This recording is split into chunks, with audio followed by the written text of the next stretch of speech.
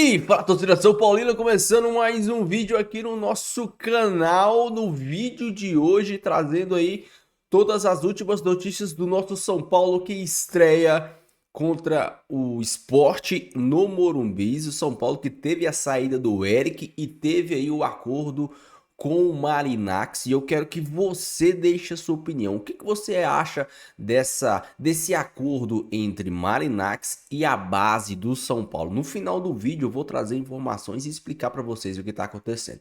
Antes de mais nada, já sabe, deixa aí embaixo, deixa seu like, se inscreva no canal.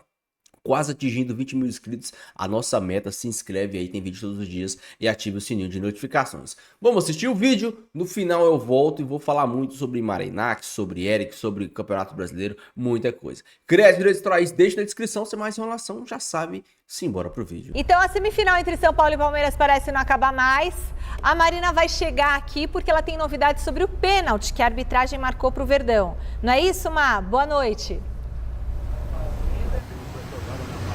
Olá, Michele. Boa noite para você e para todo mundo que está acompanhando a gente. Novidades, sim. Ontem à noite, a Federação Paulista de Futebol enviou para o São Paulo uma resposta àquele ofício que o clube havia mandado lá no dia 11 de março, reclamando da arbitragem do clássico do Choque Rei e daquele pênalti que foi marcado do Arboleda em cima do Vitor Roque. Aquele que a gente falou incansavelmente aqui, como você disse, ainda está nessa novela, está rendendo novos capítulos. A Federação Paulista acabou divulgando, nesse comunicado ao São Paulo, que houve sim um equívoco na marcação do pênalti, que o pênalti foi marcado de forma equivocada, que mesmo entendendo que é uma questão interpretativa, o lance do Arboleda em cima do Vitor Roque ali, a federação entende que o árbitro de vídeo deveria ter chamado o árbitro de campo para revisar o lance. Não foi isso que aconteceu. O árbitro de campo, que era ali na ocasião o Flávio, o Flávio Rodrigues de Souza,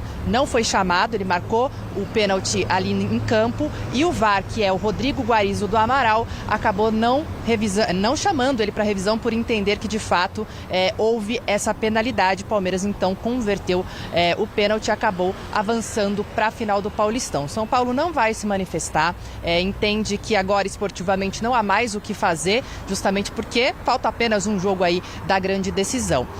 Esse ofício aí foi respondido depois de algumas semanas aí, lembrando que o São Paulo, quando enviou esse comunicado à federação, inclusive, vamos dizer assim, ameaçou a entidade a não colocar o seu elenco principal no ano que vem, 2026, justamente como uma punição aí à federação. A federação respondeu falando que analisou de forma cautelosa todas as reclamações, que os árbitros ali acabam sofrendo em relação aos erros que cometem, mas que luta aí bravamente para não ocorrerem esses erros e pediu desculpas. Última informação de São Paulo aqui, Mi, para devolver para vocês, é que o Eric tá de malas prontas para o Vitória, vai para lá até o final do ano por empréstimo, sem opção de compra fixada, com o clube, o Vitória, pagando aí os salários do jogador. Tá certo? Volto com vocês por aí.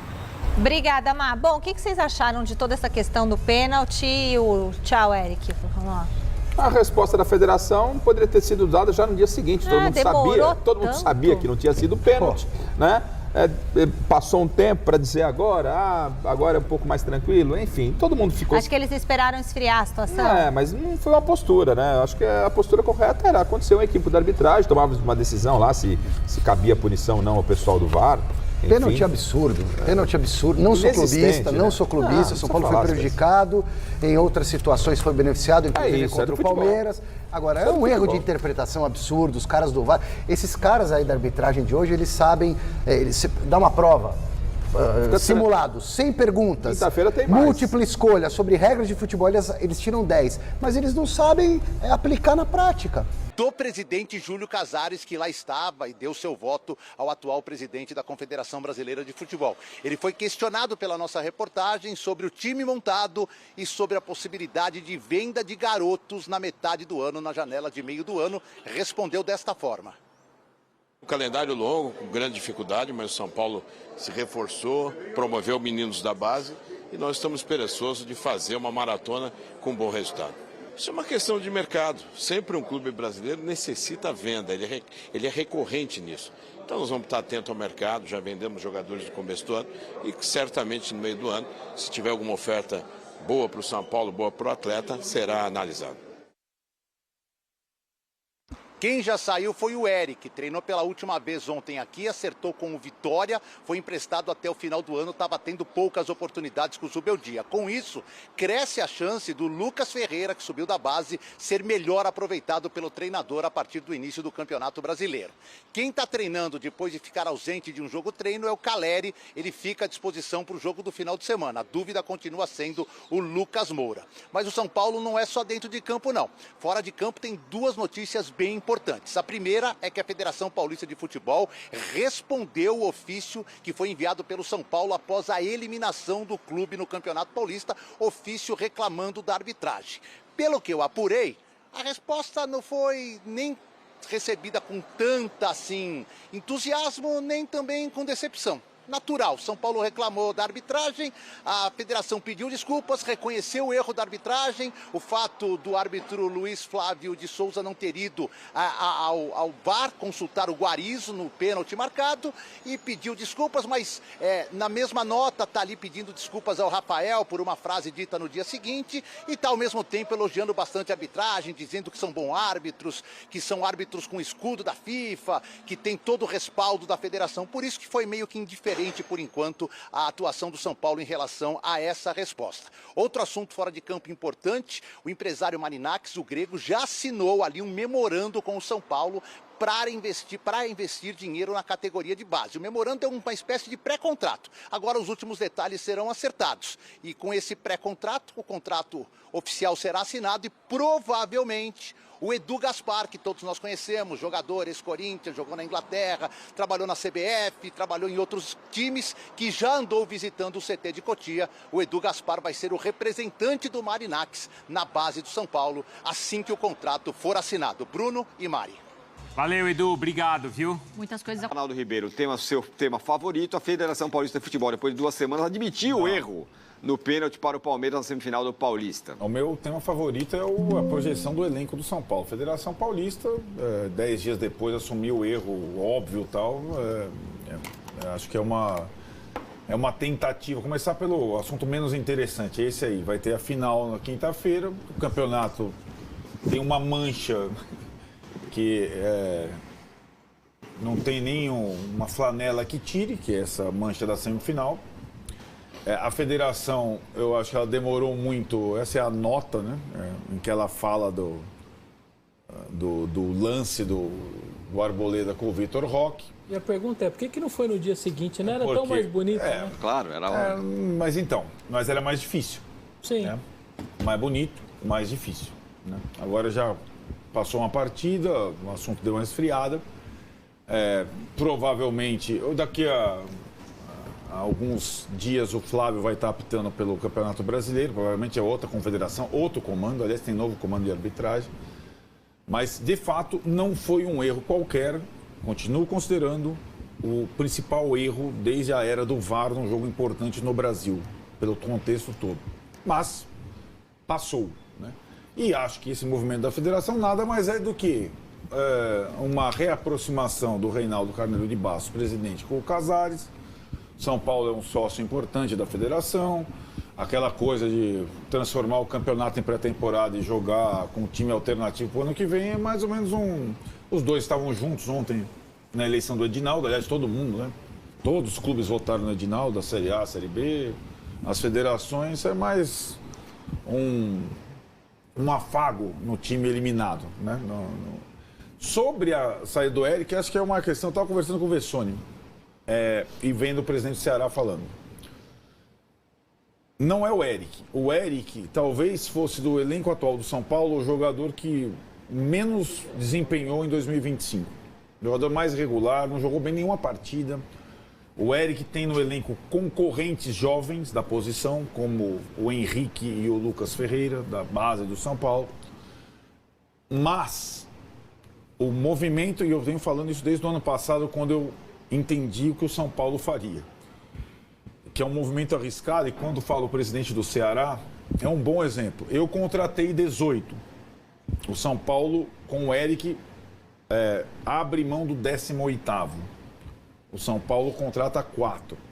O São Paulo é o único time da Série A que reduz o elenco drasticamente e não reforça o elenco drasticamente. é um risco que o São Paulo está tomando para a temporada, tentando. Ontem eu e o Tirone estivemos lá no Morumbi para entender melhor um pouco a questão do FIDIC e tal. A frase do superintendente do futebol, a pergunta do Tirone foi direta. Quando o São Paulo começará a beber água limpa e terá uma janela de aquisições e não de dispensas? Ele foi taxativo. O Márcio disse o seguinte: se o São Paulo cumprir tudo que está proposto pelo fundo, não fugir das amarras, na janela do meio do ano que vem, a janela do meio do ano que vem, portanto daqui a mais de um ano, o São Paulo voltará a ser competitivo no mercado. Então o torcedor do São Paulo precisa entender que esse ano é penúria, e é penúria. Esse movimento de saída de 18 e entrada de 4 significa o seguinte: um dos 4 foi o Cédric. Estava lá, sem jogar, né? Foi num contrato de emergência, 3 meses. O São Paulo não pagou nada pelos direitos federativos, mas tem a renovação do contrato implícita se ele for aprovado. Foi aprovado. Para entrar o Cédric, tem que sair o Lisieiro e o Eric. Esse é o São Paulo. Nenhum clube está nessa. E a questão não é a saída do Eric para aproveitamento de 2 jovens da base nessa posição. É dilacerar um elenco reserva. Essa foi a alternativa que o São Paulo encontrou, reforçar o time titular, esvaziar o time reserva e apostar nos jovens. Todos esses jogadores, praticamente todos que saíram, foram úteis em algum momento do ano passado. Não fundamentais, mas foram úteis. Então é uma alternativa de risco que é preciso ser explicado ao torcedor toda vez, para o torcedor entender que esse ano vai ser o time que mais cautela terá e menos investirá dos 20 clubes da Série A do brasileiro. Não é menos do que o Palmeiras, co-irmão, e que o Flamengo. É menos que o Ceará. É menos que o Juventude. É menos que o Fortaleza. Então, essa é a temporada do São Paulo, que vai começar agora com frente tripla e com menos 18 jogadores, mais 4. Né? Então, essa é a situação. Como a torcida do São Paulo já não aguentava mais o Eric, que quer a base e tal, vão subir os caras da base. Mas aí os caras da base vão ter que jogar de uma forma ou de outra. Não vai ter essa... Estão prontos? Estão não sei o que lá? Então, vai ser, provavelmente, o Lucas Ferreira, o substituto do Eric, já no banco contra o Sport no sábado. O que me parece que o movimento do Eric isoladamente não é ruim. Exatamente, isso não é ruim mesmo. Isoladamente. Estou liberando o Eric, que não acontece nada com ele aqui, e vou abrir espaço para a base. Está perfeito. O movimento dele é que ele vira o 18º. Ele é uma coisa muito maior nesse movimento. Né? Do lado de campo, saíram. Vai ter a saída do São Paulo? Vai ter as saídas do São Paulo neste ano. Não são os 18 que você falou, porque tem porque alguns já estão lá fora. Mas, olha lá. Só de lado de campo. Então, ali tá, eles estão aí, né? De lado de campo, o William Gomes, o Eric, o Wellington Rato jogaram, e o Michel também, muitas vezes, pelos braços do Zubeldia, jogou do lado de campo. Saíram 4 jogadores que podiam cumprir essa função, né? 4 jogadores. E tem uma situação, né, Vessone? De alguma forma, fora o William Gomes, foi uma venda, você reforça o adversário, certo? Então, 2 desses caras estão no Bahia, 2 estão no Vitória. E assim é, né? Então, aí temos 10, mas no total são 18 que saíram da folha de pagamento do São Paulo. Não está aí, por exemplo, o Jamal Liu saiu esse ano. Né? Tipo, outros caras. Que era, aliás, já é uma janela com esse propósito. Dívida do São Paulo foi para 900 milhões, é o balanço atual. Nós tivemos acesso ao número ontem, 900 milhões. E o FIDIC começou a rodar. O São Paulo vai começar, aos poucos, a respirar na questão da dívida. Agora, investimento no futebol, é isso, é o clube que vai reduzir 1,5 milhão a folha de pagamento do seu time de futebol. Nenhum time está reduzindo a folha de pagamento dos 20 clubes da Série A. Pelo contrário, é um movimento arriscado, é um ano arriscado. A minha dúvida, se entrar fechar o acordo com com o Grego lá, o aporte inicial, aquela pancada, pode ser usada para contratar jogador? Não, ninguém sabe. Exatamente, não exatamente, não é essa, é um investimento da parceria com o Grego, é a parceria para a base, para fomentar a base, para contratar mais jogadores da base. Sim, mas ele daria um aporte inicial, lembra? E esse para a base aumentar o seu poder de investimento, né?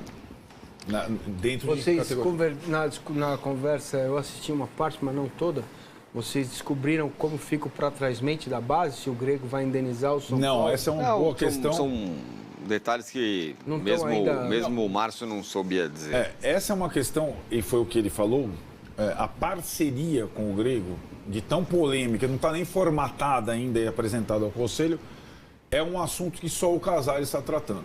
Ele soube falar sobre o FIDIC, soube falar sobre as dívidas, soube falar sobre... Eu achei interessante, eu achei um dirigente bem centrado, né?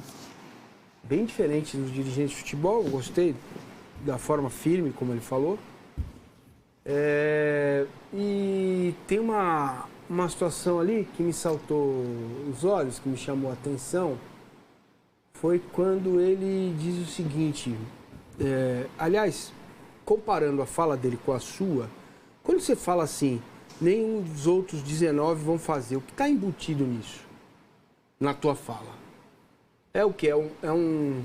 Tá errado? Não. Tá certo? Não, é um caminho. É para fazer? Não, eu acho... Não deveria fazer? Eu ia perguntar isso para você, mas acho que é uma boa pergunta. Na tua fala. Não, eu acho que tem que fazer. Eu sou mais essa tentativa do que o calote ou de uma SAF. Entendi. É isso. Porém, é um risco muito grande quando você está na contramão dos demais. Por que eu pego? Quando o Flamengo... O Tironi defende tanto isso que eu acho que ele tem que empunhar uma bandeira. O São Paulo está flamengando. Porque ele gostava de usar esse...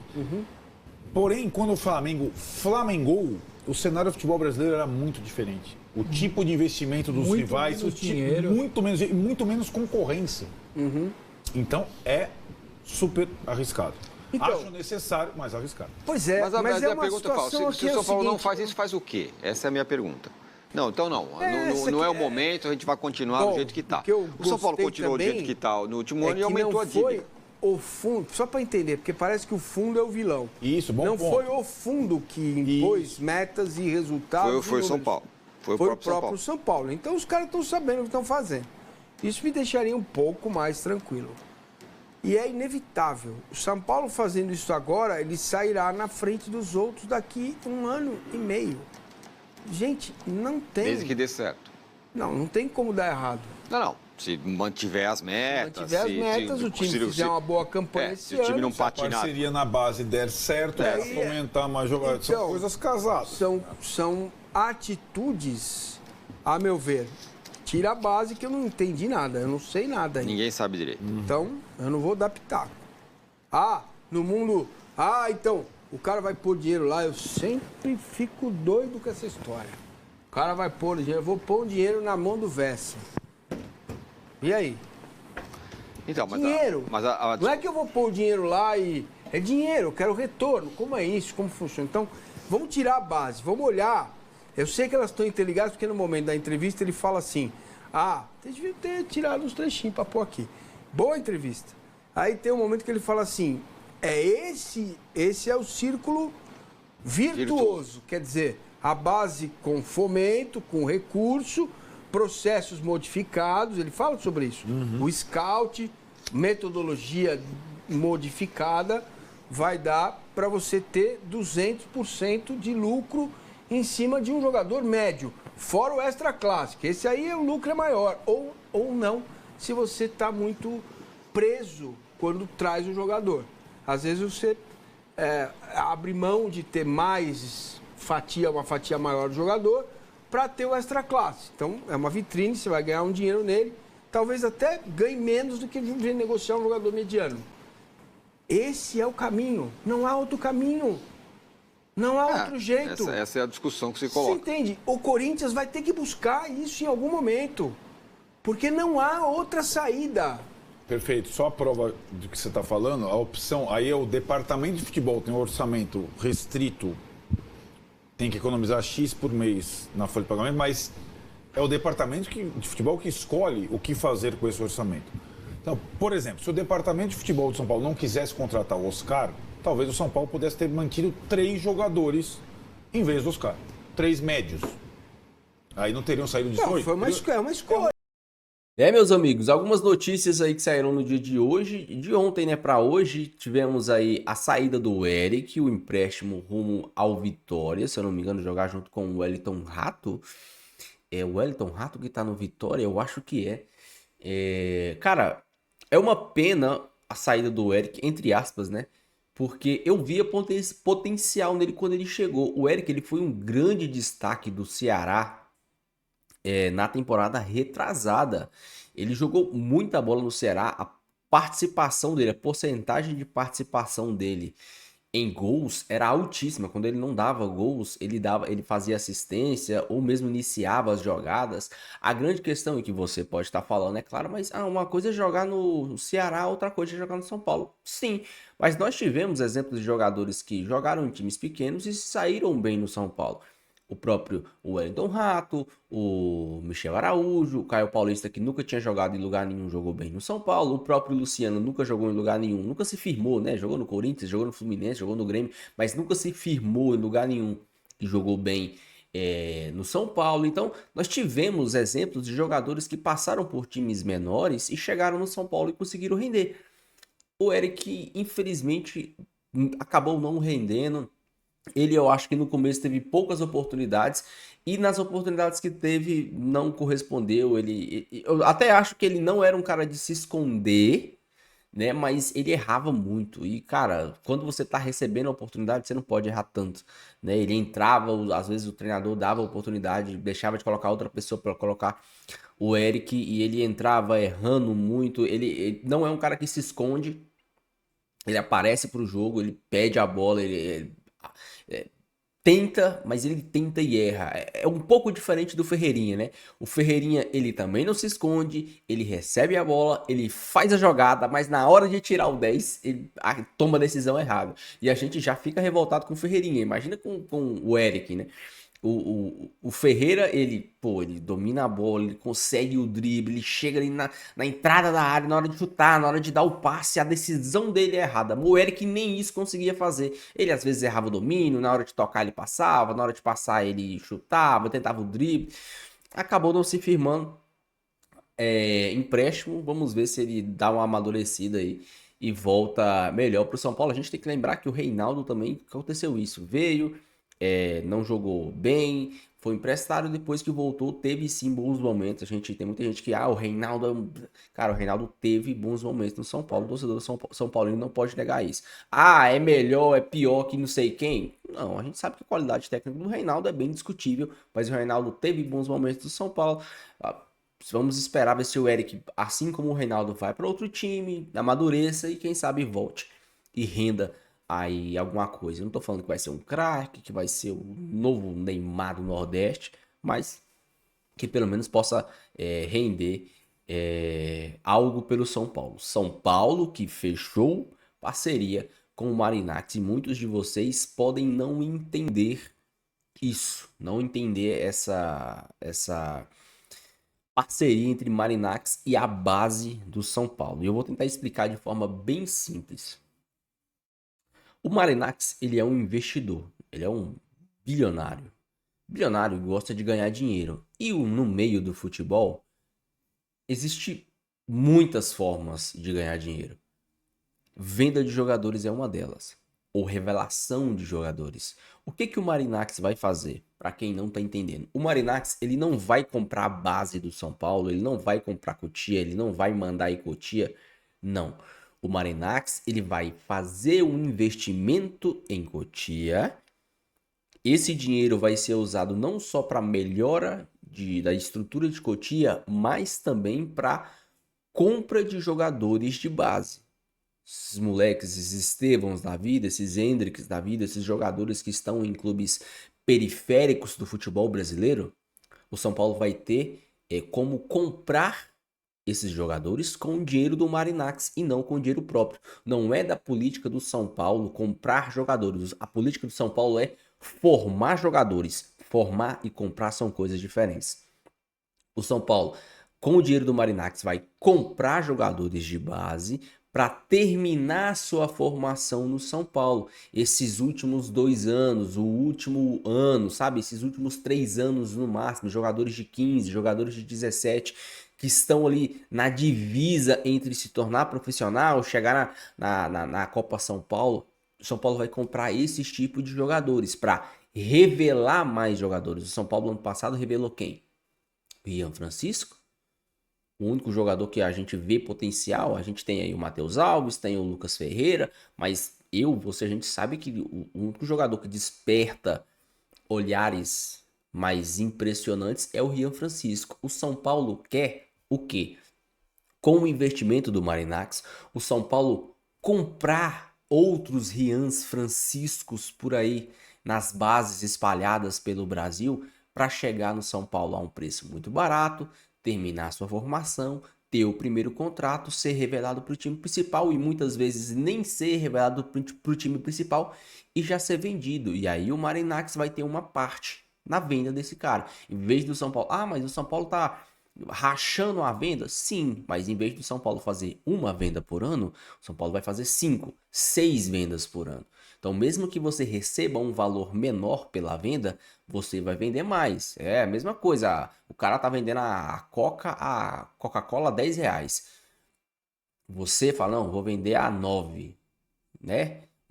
Se o cara vender 5 Coca-Cola e você vender 15 a 9, mesmo que você esteja vendendo mais barato, você vai ter um lucro maior. Mesmo o cara vendendo 5, 6 Coca-Cola, você vai estar vendendo 15, 20 a um preço menor, você vai ter seu lucro. A mesma coisa do São Paulo. O São Paulo vai vender mais atletas, tende a revelar mais atletas, fazer mais vendas, consequentemente aumentar o caixa do São Paulo nessa questão de venda. É uma jogada interessante. A torcida tem que entender que o São Paulo não está vendendo a base, o São Paulo está recebendo um investimento e como todo investimento tem que ter retorno. Se você faz algum tipo de investimento, você sabe que você investe, você quer o retorno. Esse vai ser o retorno do Marinacks. Ele vai dar o dinheiro para a base do São Paulo, o São Paulo vai contratar e quando esses moleques forem vendidos, ele vai pegar a parte dele de volta. É simples assim. Então eu acho que no primeiro ano, dependendo de como for, o primeiro ano você vai revelar em 4, 5 moleques. Primeiro ano é difícil, né? A não ser que o São Paulo já contrate jogadores ali muito perto da formação. Mas no segundo ano, o Marinacks já vai ter com certeza recuperado o dinheiro investido. São Paulo, que estreia contra o Sport no Campeonato Brasileiro. E a questão, será que ele vai começar a jogar com o Rian Francisco? Eu lá atrás já disse que vejo muito potencial no Rian Francisco.